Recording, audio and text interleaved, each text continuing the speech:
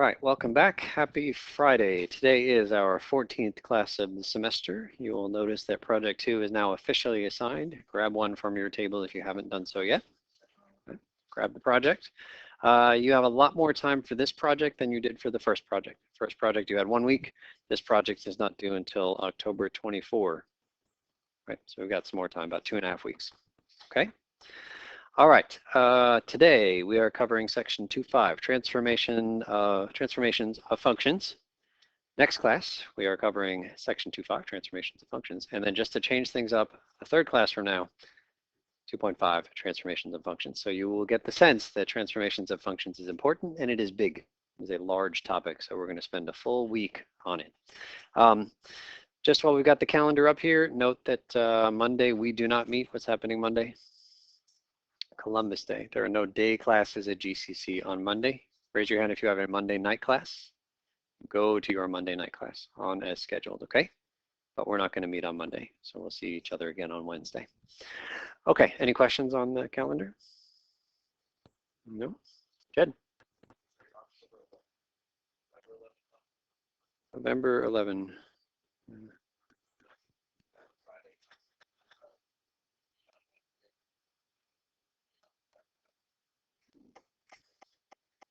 Said November 11? The Monday, Friday stuff doesn't affect us. November 11 is Veterans Day. So that's why we're not meeting. Yeah.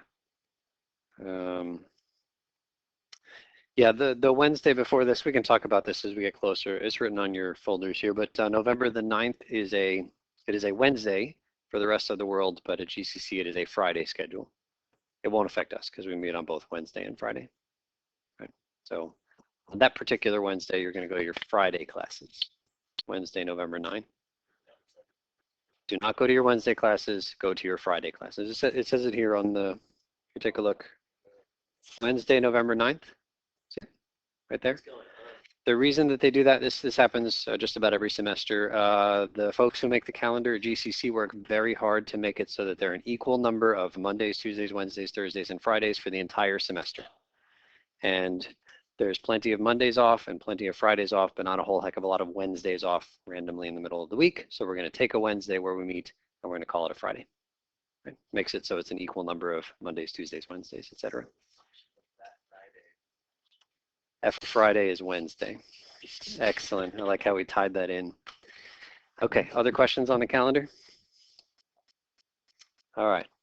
So let's jump in. Hopefully we had some nice pictures here. Let's just get the conclusion. What was the answer to 3 here? The relationship between the second graph you did compared to the first? Right, same picture, but down 4. Yeah? So we're going to call that a vertical shift. Vertical shift, down 4. And then I think most folks got through the second graph, but it's okay if you didn't. But what was the relationship between graphs 5 and 6? That's a horizontal shift. Which way did we go? Yeah, so we went right, how far was it? 4? 2. So we'll right 2, horizontal shift to the right 2 units. Okay, so here's the idea for today. Y equals, or f of x equals x squared. We're on the next page now. F of x equals x squared is our old friend, the standard parabola smiley face that I've had you draw in the air a few times, right? And you know that graph really well. So here's what's coming over the next few classes starting today. Suppose that I gave you this. You don't need to copy it.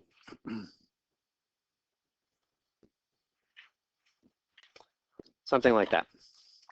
So it turns out that the graph of that new function, the complicated function, looks an awful lot like the graph of our old friend x squared. It's just been shifted a little bit and it's going to be stretched a little bit. It's still going to look like a happy parabola. It's just a matter of finding exactly how you get from the basic happy parabola to the new one. And so the idea is if you have to graph, some crazy function like this one, if it just happens maybe that it looks like one you already know really well, that perhaps we can do not too much work, like not starting from scratch to graph a brand new function we've never seen before, but rather take a function that you know really well and just decide, okay, it's just going to move this way and that way and stretch, and then we're done. All right. So the idea with all this transformation stuff is actually to save us some work. Even though it's going to be 3 classes of hard work we're going to be doing, it's going to make it so that we can graph complicated functions that are really just variations on ones that we know already. Okay? That's where we're going. Okay, so we're gonna run through the demo quick because the activity is incredibly long today. F of x equals x squared. I'm just gonna plot a few of our points. 0, 0 is there, 1, 1. If you plug in 2 and you square it, you get 4. 3 goes up here to 9, and then one more, 4 goes up to 16, which I think is the very top.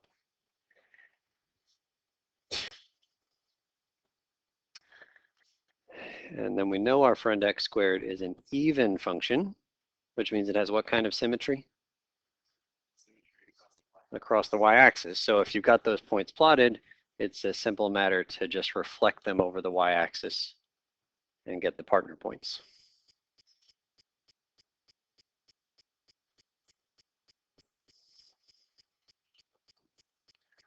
Okay, so we've got our friend, the parabola.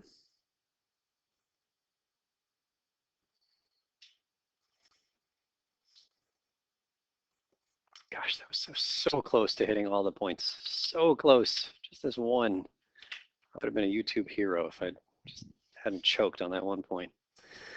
All right, so then number 2 says we're going to graph some stuff on the calculator and then copy. All right, so forget the calculator stuff. We're going to save some time and use Geogebra, which you guys all played around with on the first project. What's the, somebody read to me, what's the first thing we're graphing now? All right, so I'm going to graph our x squared there. So that's that guy. Let's get the axes, the grid. I mean, where's the grid? Something funny is happening. Grid. Show grid. Okay, so that's looking better. All right, so one more time, Aaron. G of x equals x squared plus 3. There. Okay, so start. I'll make this a little bit so we can see it. All right, so we start with our old friend, the parabola. That's going to be green for the whole demonstration. And then we've got this plus 3 sitting outside, and just looking at the picture, what does it appear the effect has been? Up 3. That's exactly what's happened here. You can see it maybe, we can see like every point has been shifted exactly up 3. Actually, it's really easy to sort of misread a little bit. Like some people can like say, oh, wait a second, like those 2 dots are a lot closer than, for example, these 2 dots. And they'll think there's some horizontal thing that's happened, but they're looking at the wrong dots. Let's get rid of 3 of those guys. Actually 4 of those guys. I'll put a dot right down here. And then I'm going to draw a vertical line. How am I going to draw a vertical line? Perpendicular line. So I think if we cut that and that. Super. And then I'm going to put 2 dots. One there, one there. Those are the 2 dots we should be looking at. What can you say about how far apart those dots are as I move? They're exactly the same distance apart, all right? And so like if you're looking at the right thing, that plus 3 makes an awful lot of sense. The vertical distance is staying the same, even though it appears that they're getting closer to each other horizontally. You're just not focusing on the right thing if you're looking horizontally, okay? So there's the plus 3 left and right, wonderful. What was the other one? H of x equals x squared minus 4. Okay, so I'm gonna just get rid of our g function and do that guy. Okay. All right. So again, the green parabola is our x squared, and what do you see is the relationship here between old and new. It's just 4 down, and again, there's the 4. This is the vertical distance between corresponding points. Okay, they're not a horizontal thing. This is for sure a vertical thing. Okay. So we could copy here, but you're going to do plenty of copying during the activity. So let's just bypass that and see if we can get the conclusion here in words. So it says to get the graph of G, the graph of f of x is shifted. Okay, so G of x had a plus 3. Which way did that one go? Up or down? That one went up, so shifted up 3. If you really wanted to kind of be redundant, you could say shifted vertically up 3, but the word up gets the vertical part, right? Another option here is shifted vertically by positive 3. same thing. Okay, and then the other one here, H was the one with the -4. So this one was shifted, the original was shifted out, down 4. That's good.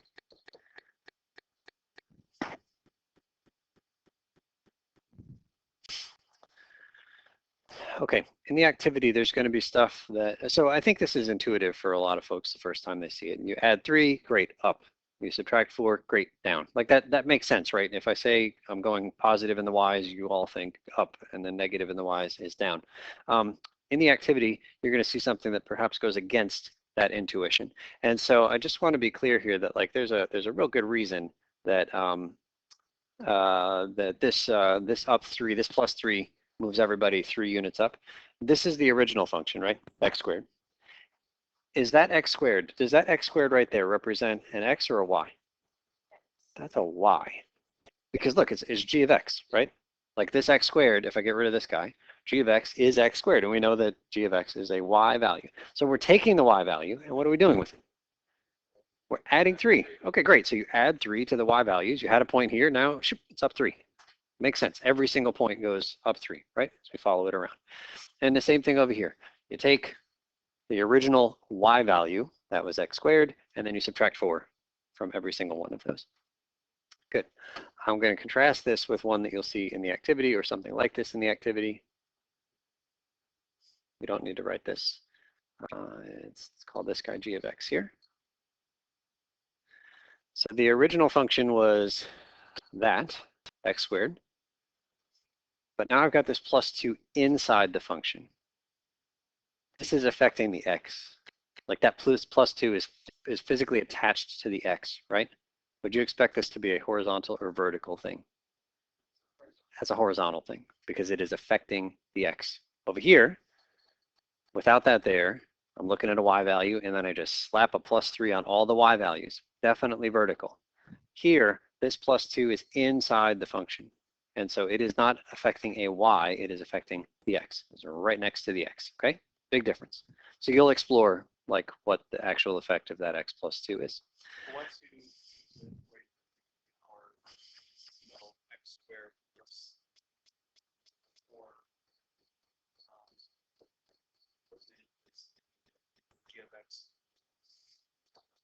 Yeah. Okay, so then if I ignore that temporarily, then I'm willing to say, yeah, that x squared is a y value, and then plus 4 is an up by 4. So I'll point out 2 things. Number 1, it was a 2 here, and then it changed. So like if you're going to do that, you know that the number might change. So you can't just look at that and say, oh, that's a 2. You're changing it to make it a 4, and it could be totally legit. What do we think about?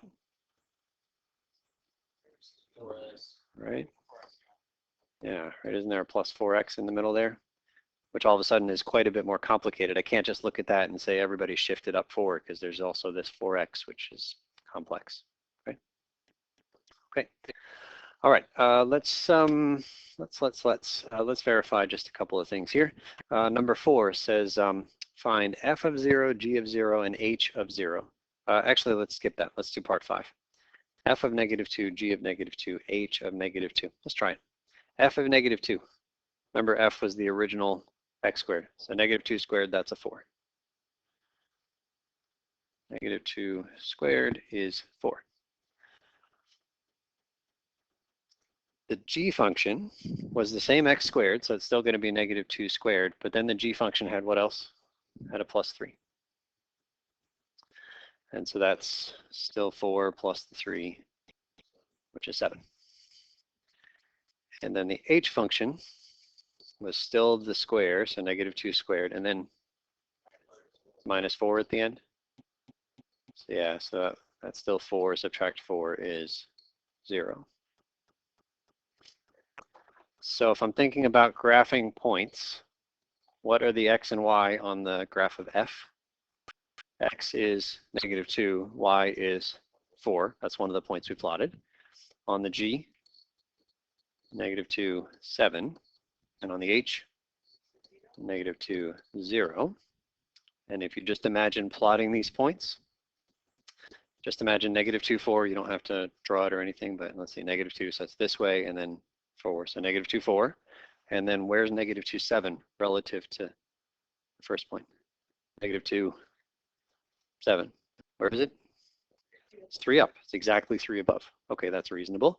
And then going back to my negative 2, 4, and now comparing to negative 2, 0. So negative 2, 4, and then negative 2, 0 is 4 below.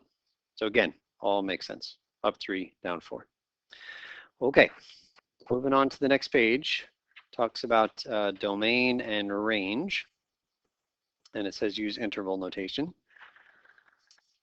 Okay, so I'll pull up my graphs here real quick.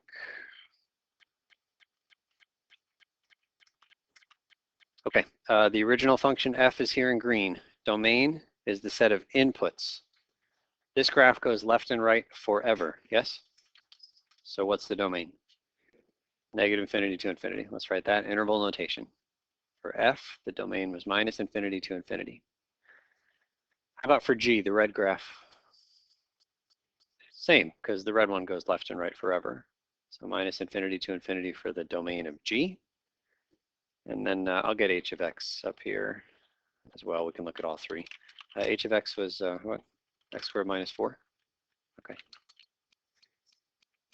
And that one is also the same. So the domains for all of these are minus infinity to infinity. But the ranges are where things change. Looking at green, the range is the set of outputs. What is the smallest output where we first start getting a graph? Is 0. And then how high does it go? Infinity. So 0 to infinity. 0 is included or excluded?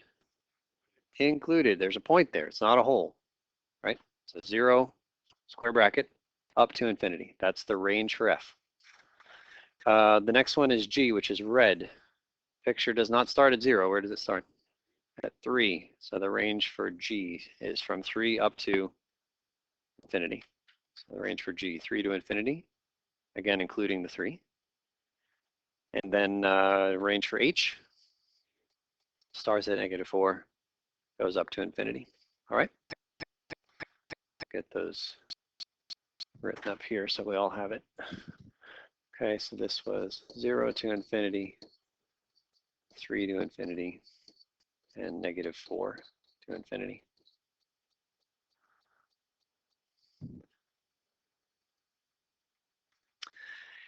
How did the transformation change the domain from one function to the next? Not. Does the transformation change the range? You bet. In fact, it changed the range in a very predictable way. We said that g was just up 3, right? So if you take the numbers 0 to infinity and you shift them up 3, don't you land on 3 to infinity? So, all right, so technically, if you're like really a stickler, what would you prefer I put here if we're really saying add 3 to everybody in the first answer? Infinity plus 3, right? Like if we're adding 3, right? We said add 3 to all the numbers. When I was younger, this used to be like if I was like going back and forth with a buddy of mine, you know, like you're stupid times infinity and then you're stupid times infinity plus 1 or something, right? So like it worked like back in like middle school, but it doesn't work here. No, please do not put in infinity plus 3. So the only reason it doesn't look like everybody's added 3 is because infinity is the one number where you add 3 and it doesn't change, right? It doesn't look any different. Yeah, and then subtract 4 from the original numbers, minus 4, and then infinity minus 4, which is still infinity. Okay. All right, this will be an important one here, and then I think we'll start the activity. Number 7 says rewrite g and h as a transformation of f of x. Let's give this a shot. F of x is x squared, right? Which means that when I see that x squared right there, I can instead call it what? Isn't that f of x? And when I see this x squared right here, I could call it f of x. So all we're doing is copying everything else, but changing that one x squared. So this becomes f of x plus 3. And the other one becomes f of x minus 4.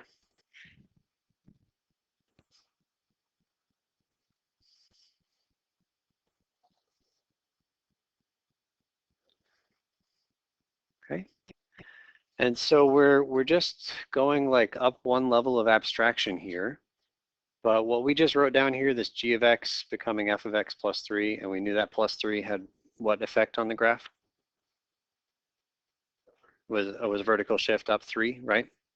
And so even if I didn't know the original function was x squared, if you just said, hey, g of x is the original f of x plus 3, I can know that there's a very particular relationship between the graph of f and the graph of g.